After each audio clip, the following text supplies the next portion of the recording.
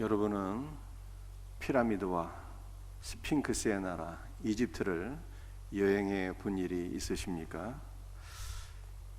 이집트의 왕을 옛날에는 바로라고 했어요. 한번 이미지 보여주시면 좋겠습니다. 바로가 어느 날 꿈을 꾸었는데 나일 강가에 서 있는 자신을 보게 되었습니다.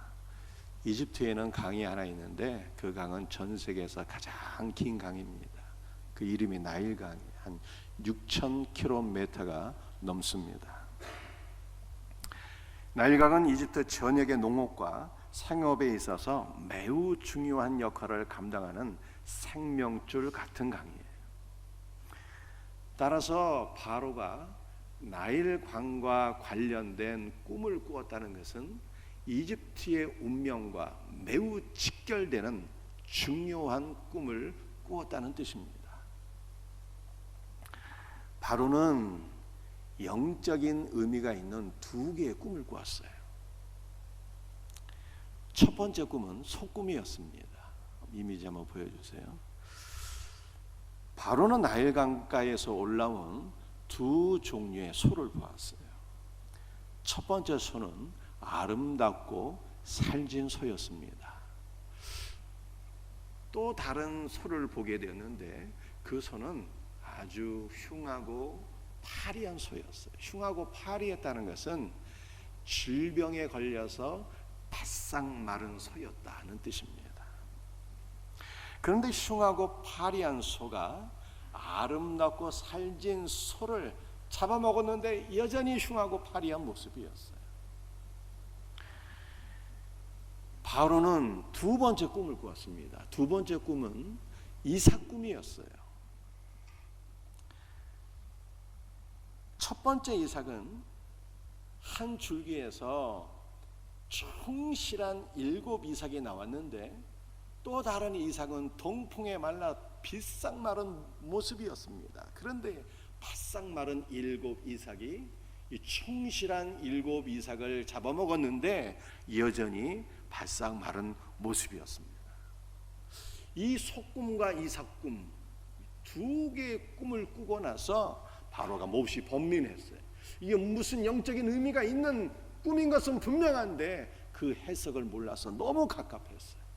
그래서 이집트 전역의 마술사들을 다 불러 모으고 공부 많이 한 현인들을 다 불러 모아서 자신의 꿈을 말해주고 해석을 해보라고 명령을 내렸는데 단 한 명도 해석하는 사람이 없었습니다. 바로가 꾼 꿈은 과연 어떠한 의미가 있는 꿈이었을까요? 오늘 바로의 꿈 이야기를 우리가 살펴보면서 몇 가지 은혜를 나누기를 원하는데, 첫 번째 나눌 말씀은 예수 그리스도에 대한 인식을 바꾸어야 한다는 것입니다. 창세기 41장 14절 말씀을 함께 읽겠습니다.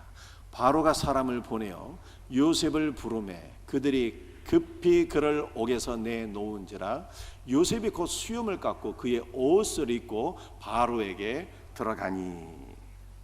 이집트 전역에서 바로의 꿈을 해석할 수 있는 사람은 단 한 사람, 요셉뿐이었습니다. 그런데 요셉은 이집트 사람이 아니라 이스라엘 사람 야곱의 11번째 아들이었어요. 야곱에게는 12명의 아들이 있었는데 그 중에 가장 사랑하는 아들이 야곱이었습니다. 아버지의 사랑을 독차지한 야곱을 형제들이 시기 질투해서 그를 애굽의 노예로 팔아먹었습니다. 요셉은 형들에 의해서 이집트로 내려와서 노예 생활을 하다가 억울한 누병을 쓰고 감옥까지 들어가게 되었어요. 그 감옥 안에서 바로의 2명의 관원장들을 만나서 섬기게 되었는데, 한 명의 관원장은 술 맡은 관원장이었고 또 한 명은 떡 맡은 관원장이었습니다. 그런데 이들이 어느 날 무슨 징조가 있는 꿈을 꾸었어요. 그 꿈을 요셉이 해석을 해줬는데 요셉의 해석대로 술 맡은 관원장은 복직이 되었고 떡 맡은 관원장은 요셉의 해석대로 나무에 달려 처형을 당했습니다. 술 맡은 관원장은 요셉을 까맣게 잊고 살았는데 바로가 꿈을 꾸고 그 꿈의 해석을 요청하자 이집트 전역의 바로의 꿈을 해석할 수 있는 사람은 한 사람 요셉뿐인 줄 알고 요셉을 바로에게 천거하게 됩니다. 그래서 요셉이 바로의 명을 받고 바로를 아련하기 위해서 감옥에서 나와서 새롭게 단장을 했어요. 수염을 깎고 죄수의 의복을 벗고 자신의 옷으로 갈아입었습니다. 여러분들, 요셉은 은 20에 형제들에 의해서 애굽으로 노예로 팔려왔는데 이러한 요셉은 은 30의 제자들에 의해서 배반을 당하신 예수님을 상징하는 거예요.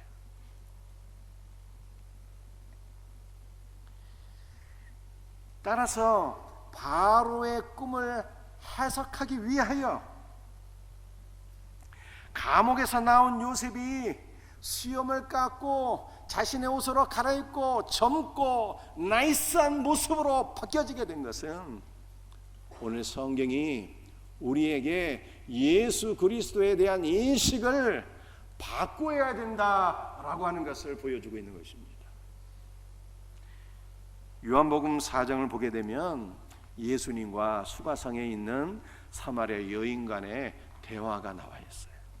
예수님께서 수가성의 한 여인에게 나에게 물 좀 달라 요청했는데, 그러자 여인이 하는 말이 당신은 유대인으로서 어찌하여 사마리아 여인의 나에게 물을 달라 하나이까? 이렇게 대답을 했어요. 그때 예수님께서 하신 말씀이, 여자야, 너에게 물 좀 달라 하나니가 누구인 줄 알았더라면 너는 그에게 생수를 구하였을 것이요 그는 너에게 생수를 주었으리라. 이렇게 말씀하셨어요. 여러분들, 사마리아 여인은 예수님을 인식했는데 예수님을 그저 한 명의 유대인으로만 생각을 했어요. 그래서 예수님께서 사마리아 여인에게 말씀하신 거예요. 너는 너에게 물을 달라 하는 이가 누구인 줄 알았더라면,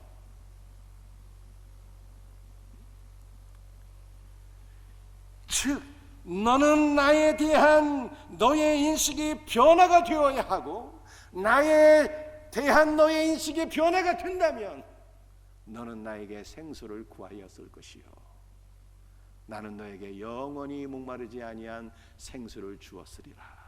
이렇게 말씀한 것입니다. 예수님께서 말씀하셨던 것처럼 우리 모두는 예수님에 대한 인식이 바뀌어져야 돼요. 많은 사람들이 예수님을 육신으로만 알고 있습니다. 목수의 아들로 알고 있어요. 또는 어떤 사람들은 그저 4대 성인 가운데 한 분으로만 알고 있습니다. 요즘에는 매스컴에서 교회를 얼마나 이 부정적으로 묘사를 하는지, 마치 교회를 사이비 이단 집단처럼 묘사를 할 때가 많이 있어요. 그런 방송을 보시는 분들은 예수님에 대해서 어떻게 인식을 하고 있을까요? 그저 사이비 이단 교주쯤으로 예수님을 인식하는 거예요. 예수님에 대한 인식이 바뀌지 않으면 결단코 은혜와 복을 받을 수가 없습니다. 어떤 분들은 예수님에 대해서 좀 긍정적인 인식을 갖고 있는 분들도 있어요. 예수님을 하나님의 아들로 합니다. 예수님을 전능하신 분으로 알아서 물질의 복도 구하고 건강도 구하고 형통하기도 구하고, 주님, 제가 몸이 아파서 이렇게 고통을 당하고 있는데 저의 질병을 고쳐주세요, 이렇게 기도하기도 합니다. 그런데 우리 예수님을 전능하신 하나님의 아들 정도로만 인식한다면 결단코 구원을 받을 수가 없습니다. 왜냐하면 성경을 보니까 귀신도 예수님이 하나님의 아들인 줄 알고 있기 때문입니다. 우리는 예수님에 대한 인식이 좀 더 깊어져야 돼요. 새롭게 변화가 되어야 합니다. 예수님이 하나님의 아들인 것은 맞습니다. 그런데 우리 예수님은 우리의 죄를 짊어지고 십자가에서 죽으시고 부활하셔서 우리의 죄를 사해 주시고 우리를 사로잡고 있는 죄의 권세도 도말하시고 믿는 모든 자들에게 영원한 생명을 주시는 분이에요. 또한 예수님은 우리 안에 지금 살아계셔서 우리를 영원하신 하나님의 나라 거룩한 새 예루살렘으로 인도해 주시는 분이십니다.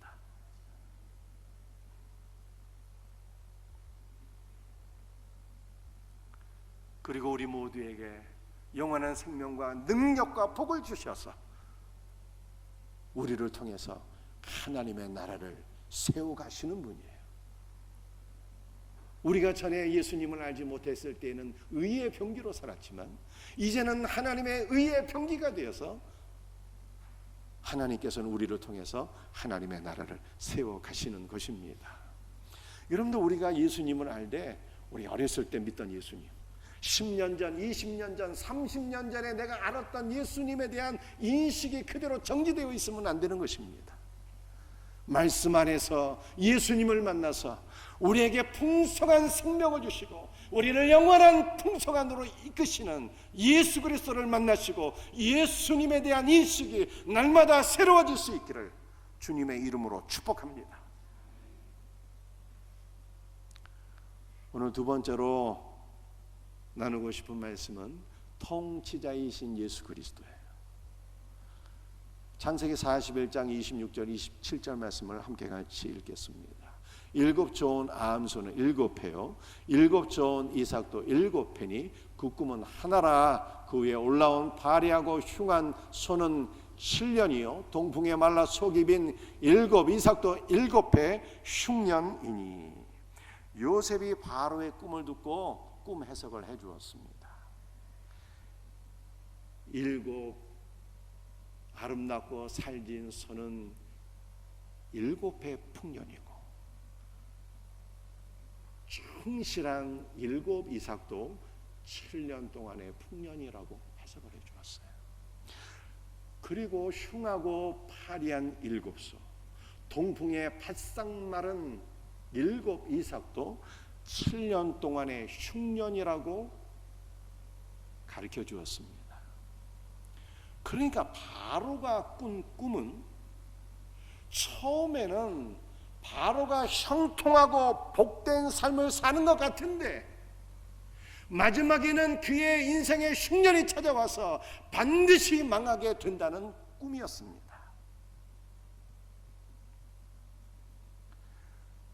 바로의 인생이 망하게 되는 까닭이 무엇일까요? 요셉 당시 이집트는 전 세계에서 최강대국이었습니다. 바로의 부와 권세는 절정에 이르렀습니다.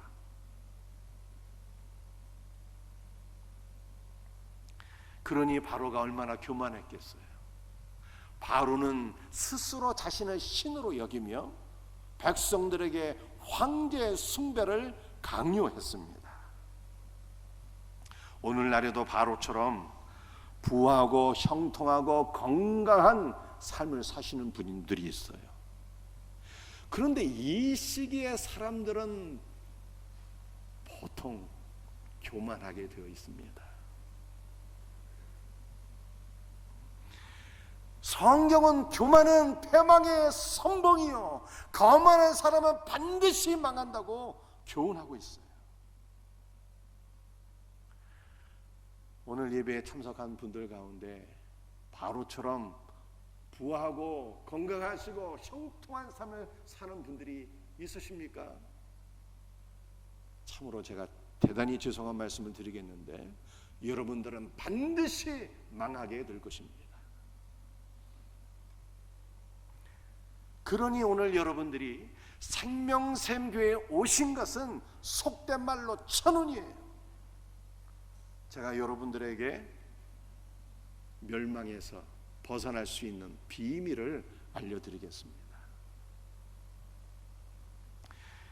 요셉은 바로에게 앞으로 이집트에 7회 풍년이 찾아올 것인데 7회 풍년 동안 모든 모든 소출의 20%를 거두어서 창고에 저장하라고 조언을 했습니다.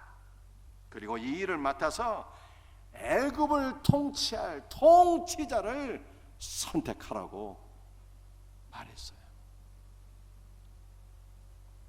그러면 다가올 7년 동안의 흉년에 망하지 않게 된다는 것입니다. 바로가 요셉의 권고를 받아들여서 애굽 전역을 통치할 통치자를 새롭게 선택했는데 그 사람이 바로 요셉이었어요. 그리고 요셉은 바로 예수님을 가리키는 것입니다.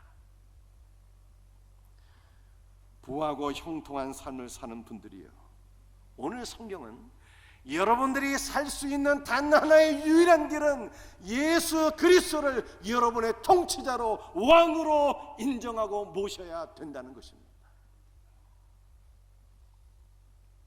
바로는 요셉이 누구인지 전혀 알지 못했습니다. 요셉에 대한 관심이 1도 없었어요.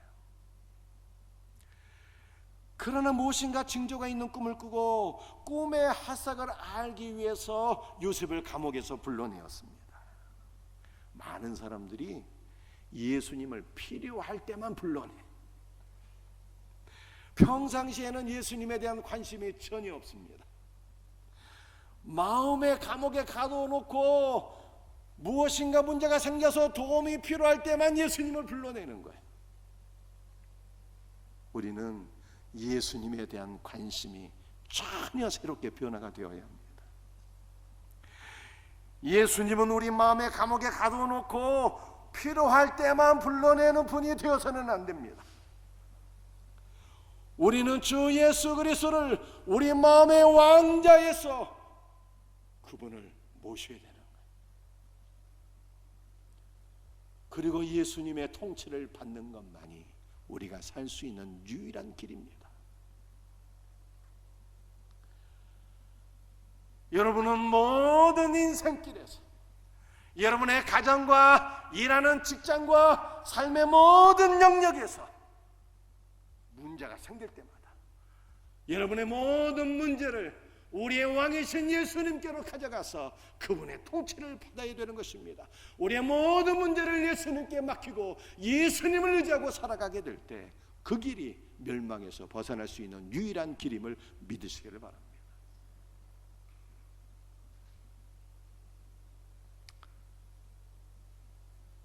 애굽에 7년 동안의 풍년이 임했는데요, 얼마나 양식이 남아 돌았을까요?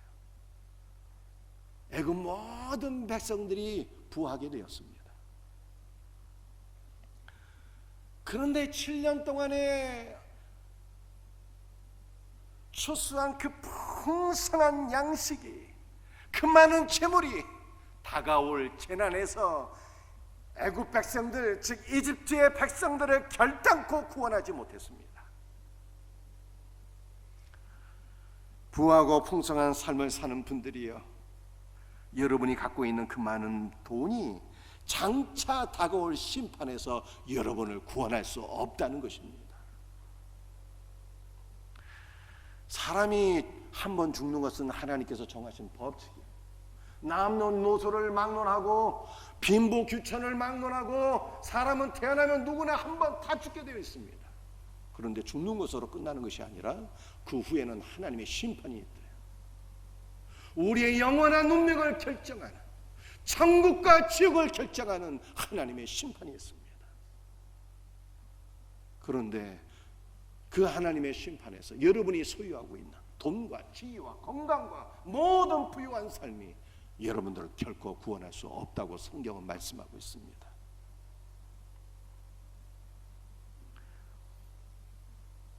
세상의 양식은 아무리 많아도 여러분을 하나님의 심판에서 건질 수가 없어요. 그런데 우리로 하여금 영생하도록 하는 참 양식인데 그 양식이 바로 예수 그리스도입니다. 우리 주 예수 그리스도를 생명의 양식으로 믿고 그를 먹으시기를 바랍니다. 참 양식이신 예수님께서 여러분에게 영원한 생명을 주시고 여러분의 운명을 지옥에서 천국으로, 멸망에서 생명으로 바꿔주실 것을 믿으시기를 바랍니다.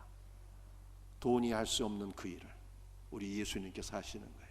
우리의 영원한 운명을 돈은 바꾸지 못하지만 예수님은 바꿔주시는 것입니다. 세 번째로 오늘 나눌 말씀은 공급자이신 예수 그리스도예요.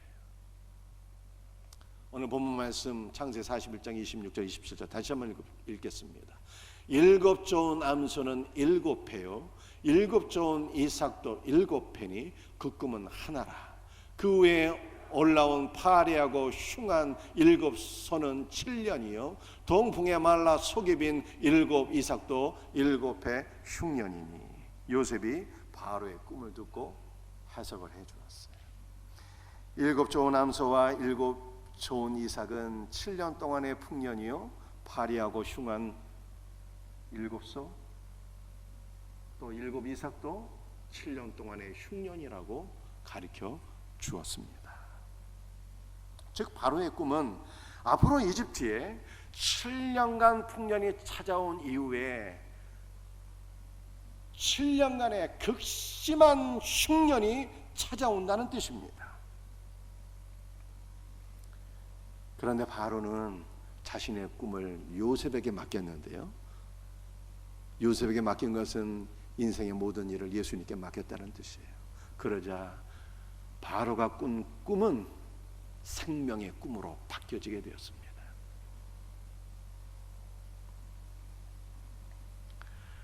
요셉이 해석한 대로 이집트에 7년의 풍년이 찾아오고 그 후에 7년의 흉년이 찾아왔습니다.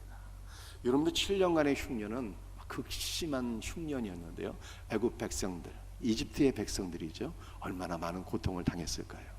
그런데 놀랍게도 그 7년 동안의 흉년을 통해서 이집트의 백성들은 공급자가 되시는 요셉을 경험하게 되었습니다. 공급자가 되시는 예수님을 만나게 되었다는 뜻입니다. 예수 그리스도를 통해서 오히려 풍성한 삶을 누리게 되었어요.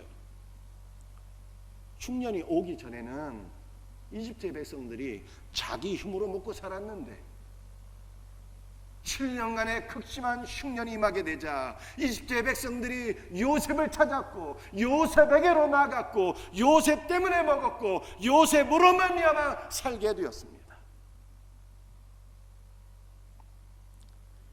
즉 애굽 백성들이 흉년의 시기에 예수님을 의지하고 예수님을 찾고 예수님을 통해서 먹고 살았다는 뜻이에요. 우리의 인생에도 흉년의 계절이 있습니다. 그런데 흉년의 계절이 사실은 복이에요. 왜 그렇습니까? 전에 풍년의 시기에는 내가 최고인 줄 알고 살았는데 교만 떨며 살았는데 흉년의 계절에 비로소 예수님을 찾고 의지하기 때문에 그렇습니다. 흉년의 계절에 예수님께로 날아와서 공급자 되시는 예수 그리스도를 경험하고 주 예수께서 주시는 은혜와 복으로 사니 이것이 복이 아니겠습니까? 7년간의 흉년은 이집트에만 임한 것이 아니었어요. 전 세계에 기근이 찾아와서 고통을 받게 되었습니다. 그러나 이집트에는 7년 동안 풍년을 통해서 모아놓은 양식이 있었어요. 이 소문이 전 세계로 쫙 퍼져서 각 나라에서 사신을 이집트에 보내서 사신들이 요셉에게 머리를 조아리고 양식을 구해서 자기의 나라로 돌아가게 되었습니다. 이 소식을 요셉의 아버지 야곱도 듣게 되었어요. 그래서 자신의 아들들을 2차례나 이집트에 보내서 양식을 구하게 되었습니다. 처음에 보낼 때에는 베냐민을 제외하고 10명의 아들이 이집트로 가서 양식을 구했습니다.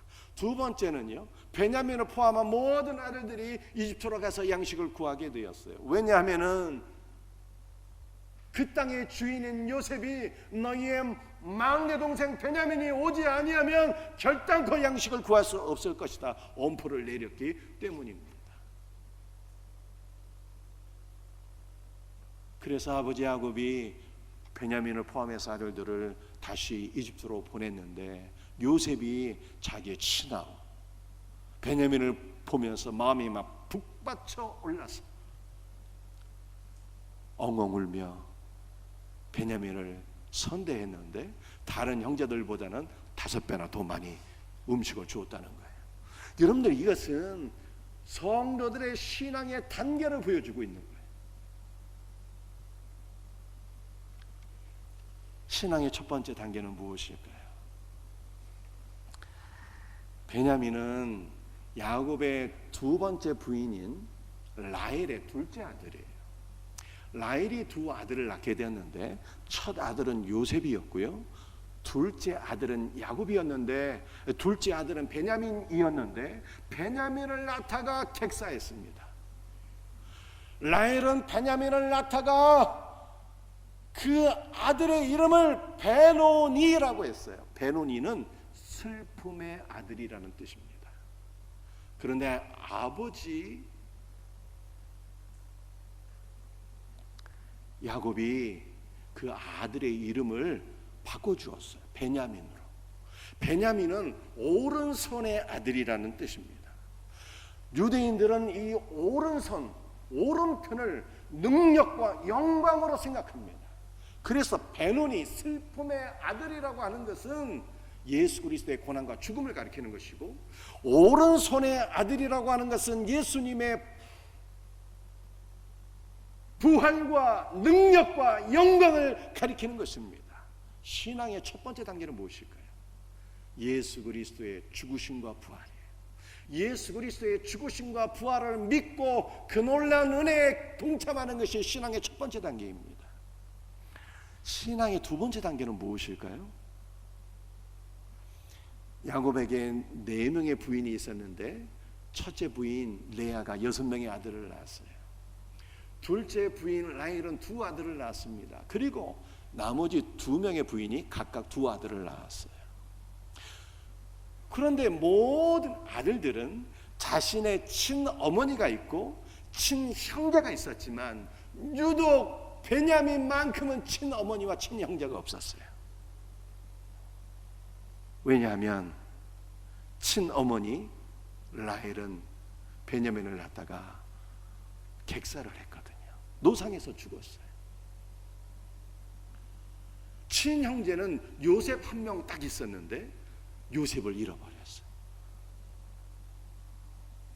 요셉의 형제들, 요셉의 가족들은 다 요셉이 죽은 줄로만 알았어요. 그래서 어머니도 없이 친형제도 없이 홀로 외로이 컸던 이 베냐민을 아버지가 유독 사랑했어요. 긍휼히 여기며 다른 모든 아들들보다 더 많이 사랑했습니다. 신앙의 두 번째 단계는 아버지의 사랑을 누리는 거예요. 야곱은 성부 하나님을 가리키는 것이고 베냐민은 곧 우리를 가리키는 것입니다. 아버지 하나님께서 우리를 가히 없이 여기시며 사랑하세요. 아버지 하나님의 사랑을 누리는 성도들이 되시기를 바랍니다. 신앙의 세 번째 단계는 무엇일까요? 신앙의 세 번째 단계는 이 베냐민 요셉에게로 나아가잖아요. 요셉은 공급자이신 예수 그리스도예요. 베냐민이 공급자이신 예수 그리스도를 만나서 풍성한 양식을 공급받게 되는 거예요. 우리 모든 성도들이 공급자 되신 예수 그리스도를 만나서 육신의 양식도 공급받으시고 영적인 생명의 양식도 공급받아서 영육 간의 풍성한 삶을 누리시고 주님이 주시는 영육 간의 복된 양식들을 흉년의 계절을 만난 모든 이웃들에게 나눠주는 복된 은혜가 있기를 주님의 이름으로 축복합니다. 오늘 이 시간 여러분들 가운데 여러분의 인생에서 흉년의 계절을 맞이하고 계신 분들이 혹시 계십니까? 그렇다면 오늘 생명샘교회 정말 잘 오셨습니다. 제가 여러분들에게 인생의 흉년을 통과할 수 있는 영적인 비밀을 한 가지 알려드리겠습니다. 그 길은 공급자 되시는 예수 그리스도를 만나는 거예요. 우리 구약 성경 이사야 53장 4절 말씀만 보시겠습니다. 그는 실로 우리의 질고를 치고 바로가 꿈을 꾸었다잖아요. 바로는 꿈속에서 흉하고 파리한 7 암소를 보게 됩니다. 그 흉하고 파리한 암소는 질병으로 바싹 마른 암소였어요. 그런데 그 질병으로 바싹 마른 흉한 암소는 바로 예수님을 가리키는 거예요. 그래서 이사야서 53장 4절에 그는 우리 예수님이죠. 예수님은 실로 우리의 질고를 지고, 질고는 질병이에요. 예수님은 우리의 질병을 지고 십자가에 죽으셨다고 성경이 말씀하고 있습니다. 따라서 예수님의 죽음은 우리의 질병이 죽은 것이고, 깡마름이 죽은 것이고, 불행이 죽은 것이고, 우리 인생의 흉년의 계절이 죽은 것입니다. 예수 그리스도가 없는 분들은 부하지만 반드시 인생의 흉년이 찾아와서 망하게 돼요. 아무리 돈이 많이 있어도 소용없어요. 예수님 없는 인생은 망하는 거예요. 그러나 성도들은 인생의 흉년의 계절을 맞이할지라도 걱정할 필요가 없어요. 벗어나고 승리하고 풍성한 삶을 누릴 수 있는 비밀이 있기 때문입니다. 그것은 바로 예수님이에요. 우리 예수님께서 우리 인생의 흉년을 십자가에서 종결시키셨습니다. 우리 인생의 흉년을 종결시켜 주신 예수님께로 나가서 예수님으로부터 영육간의 풍성한 은혜와 생명을 공급받아서 여러분 자신이 풍성한 삶을 누리시고 주님께서 베풀어 주신 모든 풍성한 은혜와 생명을 많은 이들에게 공급해 줄 수 있는 공급자가 되기를 주님의 이름으로 축복합니다. 오늘 제가 3가지 말씀드렸어요. 기억하시겠습니까? 예수님에 대한 인식을 바꿔야 돼요. 우리를 위해서 죽으시고 부활하시고 우리 안에 살아계시고 우리에게 영원한 생명을 주시고 우리를 영원하신 하나님의 나라로 인도하시는 예수 그리스도에 대한 올바른 인식을 가지셔야 됩니다. 인생의 부요한 시기를 보내는 분들이요, 살 수 있는 유일한 방법이 무엇이냐고요? 예수님을 우리의 왕으로 영접하는 거예요. 주님이 우리의 삶을 통치하시는 것만 살 수 있는 유일한 길입니다. 인생의 흉년을 보내는 분들이 있습니까? 살 수 있는 길은 공급자 되시는 예수 그리스도를 만나는 거예요. 공급자 되시는 예수 그리스도를 만날 수 있기를 주 예수의 이름으로 축복합니다. 찬송하시겠어요?